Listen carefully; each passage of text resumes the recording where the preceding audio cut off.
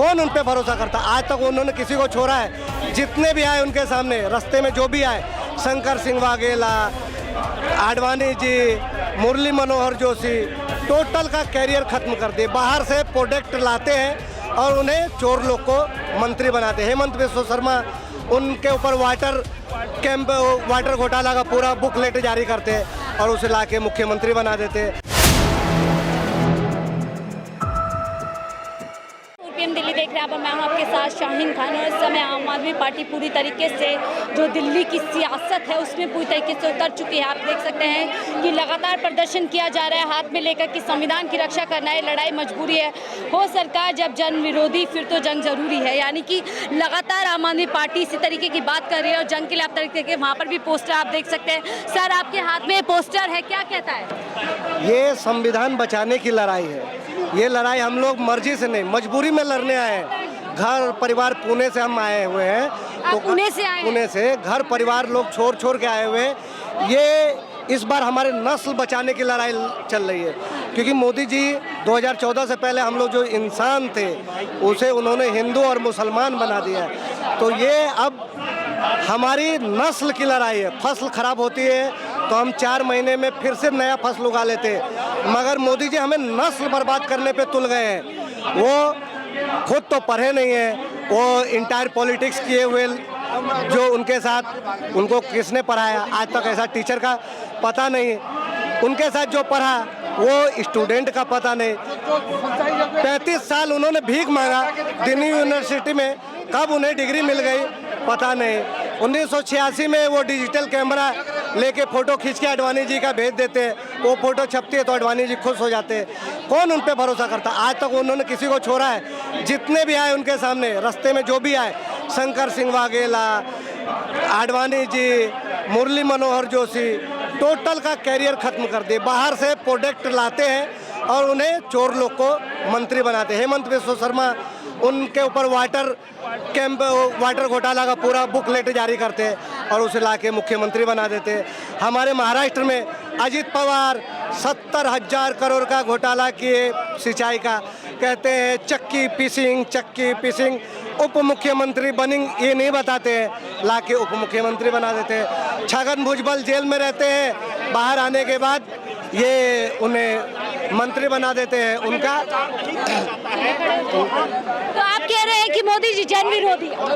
हाँ, जन विरोधी है मोदी जी जन विरोधी ही है। मोदी जी हमारा नस्ल बर्बाद करने पे लगे और इतना तय कि 4 तारीख के बाद मोदी जी देश छोड़ के जाने वाले। मोदी जी देश छोड़ रहे हैं, आप ऐसे कैसे इतना दावे से कह रहे हो? तो 400 पार की लड़ाई बता रहे हैं। 400 पार होने वाला है, मगर इंडिया गठबंधन की सरकार का 400 पार होने वाला है। तो आपको क्या लगता है जो 400 पार का नारा मोदी जी दे रहे हैं, हालांकि आप संविधान बचाने की लड़ाई इसको लगातार बता रहे हैं, किसकी जीत लग रही है? 400 पार होने वाला है, इंडिया गठबंधन सरकार 400 पार, इंडिया गठबंधन सरकार। खाता भी नहीं खुलेगा, खासतौर से महाराष्ट्र के लिए कह रहे हैं। महाराष्ट्र, बिहार और कर्नाटक, ये 3 राज्य सिर्फ ऐसे हैं जो मोदी जी को प्रधानमंत्री बनने से रोक रहा है। बाकी राज्य बीजेपी की सरकार आने से रोक रही है। सिर्फ महाराष्ट्र और बिहार की जो हवा चल रही है, महाराष्ट्र, बिहार, कर्नाटक, वो हमें कहते हैं बेटी बचाओ बेटी पढ़ाओ। खुद रेवन्ना के लिए 2976 क्लिप जिसके मोबाइल में से मिलता है उसके साथ स्टेज शेयर करके बोलते हैं कि इसे वोट दीजिए और हमारा हाथ मजबूत कीजिए। बृजभूषण शरण सिंह के लिए हमारी पहलवान बेटियां कितने दिन कितने महीनों तक आंदोलन की, क्या हुआ? स्वाति मालीवाल पर आप लोग भी तो फंस गए हैं। आपकी क्या, पहले आप लोग जब निर्भया कांड के लिए सड़कों पर उतरे थे, आज अपनी पार्टी बचाने के लिए स्वाति माल के खिलाफ खड़े हो गए। देखिए तो सही कितना अजीब इत्तेफाक है। वो हमारे स्वाति मालीवाल के लिए हमको घेरने की कोशिश कर रहे हैं और खुद चिन्मयानंद, कुलदीप सिंह सेंगर, बृजभूषण सिंह, रेवन्ना, नाम बलात्कारियों के नाम, इनके गुरु आसाराम जी, इनको कहते हैं मोदी मल। ए मोदी मल, मैं तुझे नाम देता हूँ मोदी मल।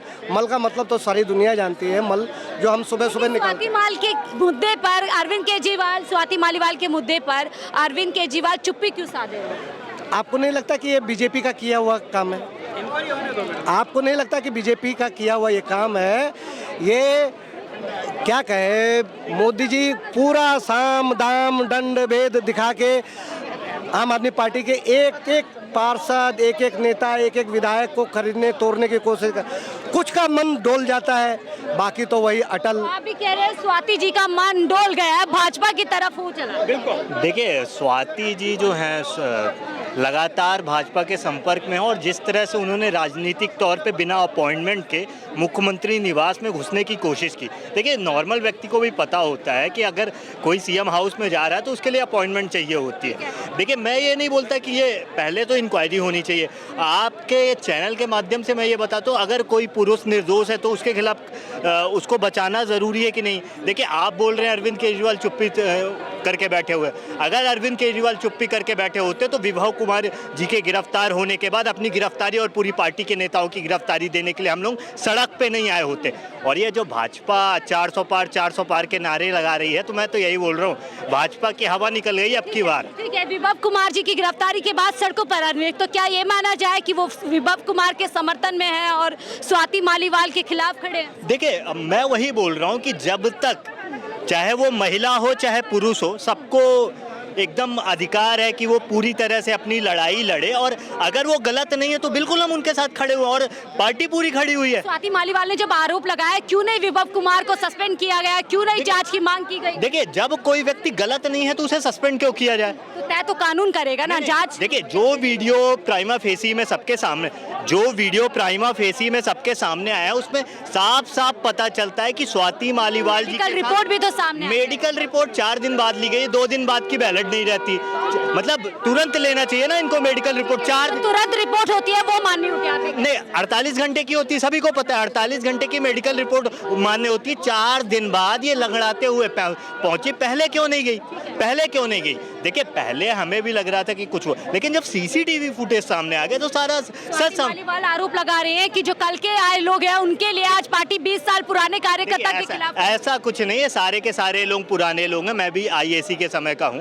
तो स्वाति मालीवाल जी जो हैं पार्टी ने उन्हें बैठा के शीर्ष पे बैठाया, उन्हें सराखों पे बैठाया, लेकिन स्वाति मालीवाल जी ने गद्दार का काम किया है। गद्दार बोल रहे हैं आप? बिल्कुल गद्दार बोल रहा हूँ। स्वाति मालीवाल जी जिस तरह भारतीय जनता पार्टी के साथ चंद पैसों के लिए, न जाने उनका कौन सा लालच है स्वाति मालीवाल जी का जिससे वो इस तरह की हरकत करने में उतारू है। मैं ये बोल रहा हूँ भारतीय जनता पार्टी में अगर वो होती तो पार्षद का चुनाव भी जीत सकती थी क्या?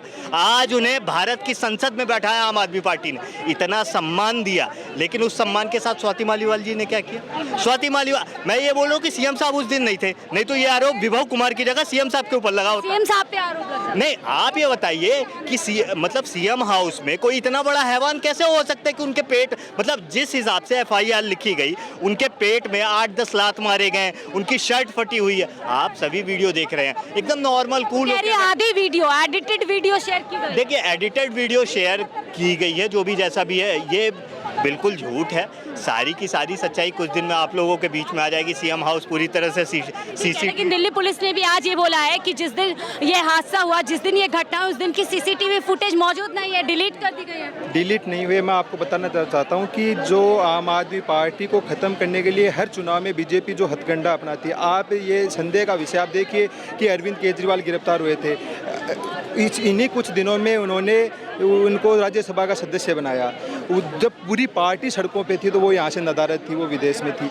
दूसरा नंबर कि जिस तरह से ये पंजाब इलेक्शन में ये कुमार विश्वास को लाए, कपिल मिश्रा को इन्होंने बेहोशी का नाटक करके, कपिल मिश्रा ने कहा था कि 2 करोड़ की रिश्वत ली है, विनोद कुमार बिनी साजेल में, यानी ये एक बीजेपी का पैटर्न है और इसे हम अच्छी तरह से अवगत हो गए हैं। तभी तो हम ये कह रहे हैं ना, कल अरविंद केजरीवाल ने चुनौती दी है कि हमें ये आगे वाले दिनों की भी खबर चल गई थी कि ये सौरभ भारद्वाज को, आतिशी को, राघव चड्ढा को गिरफ्तार करने वाले हैं। तो अरविंद केजरीवाल ने सीधी चुनौती दी कि अगर तुम में दम है, अगर तुम डरपोक नहीं हो तो मैं अपने पूरे विधायकों के साथ, सांसदों के साथ बीजेपी कार्यालय आ रहा हूं, अगर दम है तो गिरफ्तार कर लो। अगर गिरफ्तार नहीं करते हो तो हम ये मानेंगे कि तुम डरपोक हो। और आप देख सकते हो अरविंद केजरीवाल उसी पूरे समय यहाँ सड़क पर रहे, लेकिन उन्होंने इतनी हिम्मत नहीं दिखाई। इसका मतलब ये है कि ये तानाशाह डरपोक है और आम आदमी पार्टी और अरविंद केजरीवाल एक कट्टर ईमानदार और देशभक्त है। वो मर जाएंगे, मिट जाएंगे, लेकिन इस ताना के सामने झुकेंगे नहीं। इसमें क्या बुराई है? अगर किसी पे आरोप लगे हैं, अरविंद केजरीवाल उसको सस्पेंड कर दे और जांच का पूरा मामला ठहरा करके आगे भी तो बढ़ सकते हैं। क्यों उसको लेकर के घूम रहे हैं? क्यों लोगों को मौका दे रहे हैं कि भाजपा बोले या सवाल उठाए?